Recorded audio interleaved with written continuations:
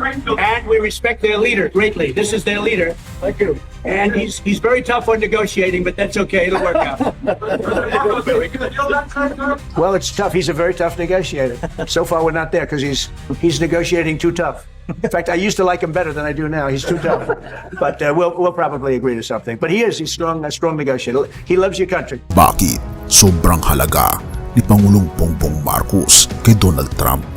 At bakit lubos ang tiwala nito kay Pangulong Bongbong Marcos? At bakit ang bansang Amerika na superpower ay napakahalaga ng relasyon nito sa Pangulo ng Pilipinas? Halika, atin itong pag-usapan, mga kaibigan.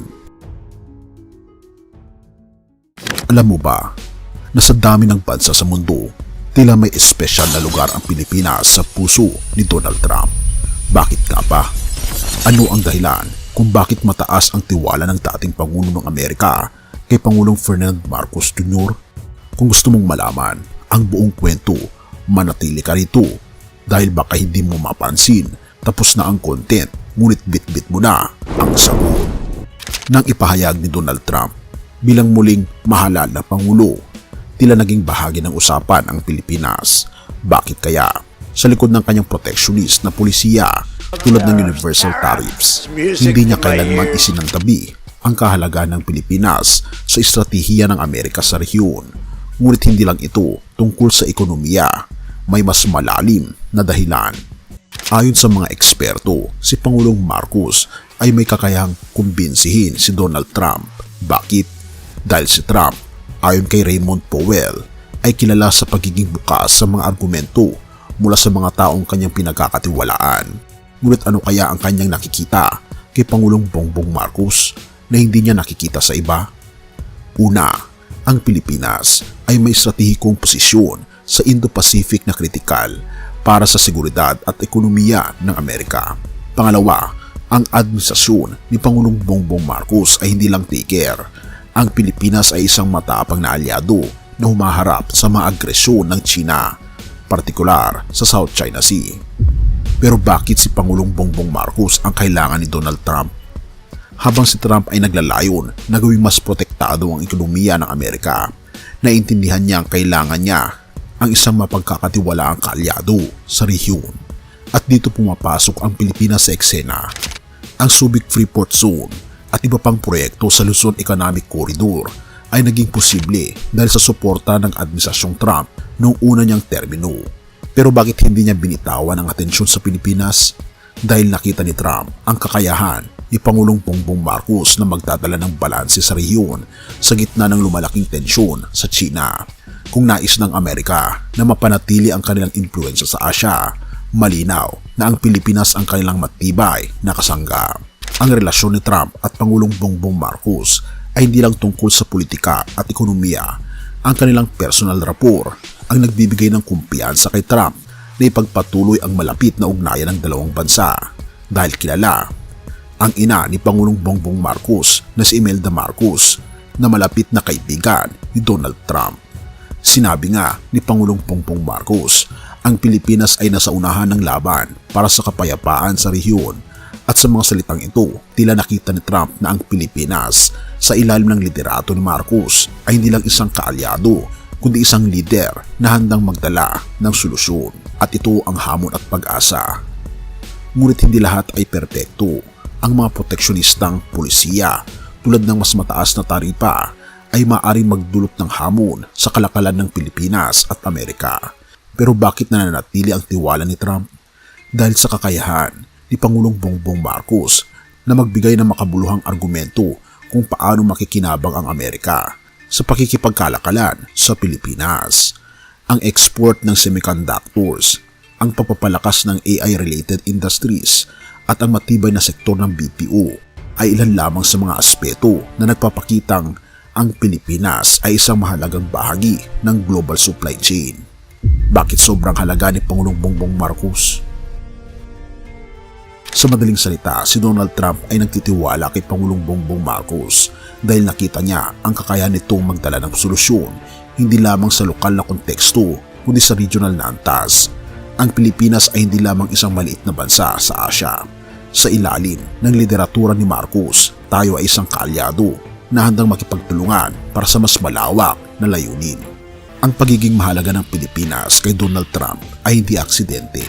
Ito ay dahil sa karunungan, kakayahan at katalinuhang ipinapakita ni Pangulong Bongbong Marcos na nakaugat sa grasya ng ating Panginoong Diyos na siyang nagbibigay ng lahat ng ito sa ating Pangulo, na tiyak na magdadala ng tagumpay hindi lamang sa bansa kundi pati na rin sa rehiyon.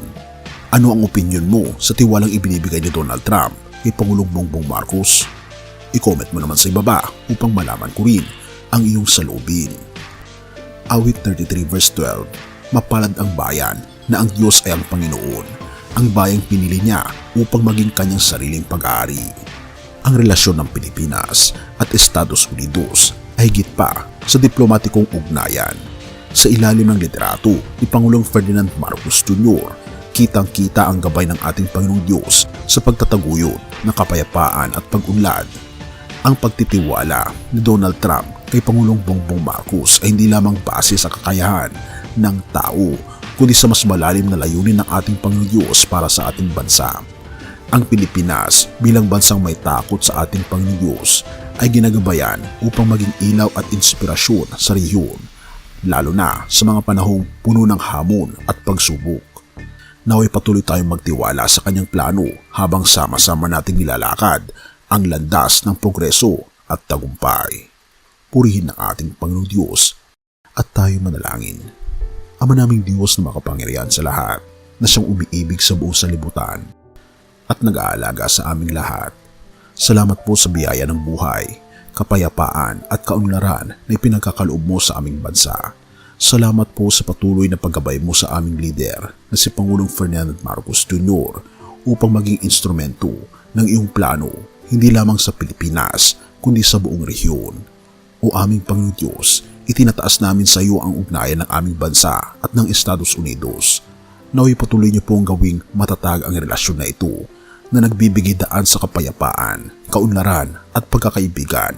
Bigyan niyo rin po ng karunungan ang aming mga lider upang magdesisyon ng ayon sa iyong kalooban at gabayan niyo rin po si Donald Trump sa kanyang pamumuno upang makita niya ang iyong liwanag sa bawat hakbang.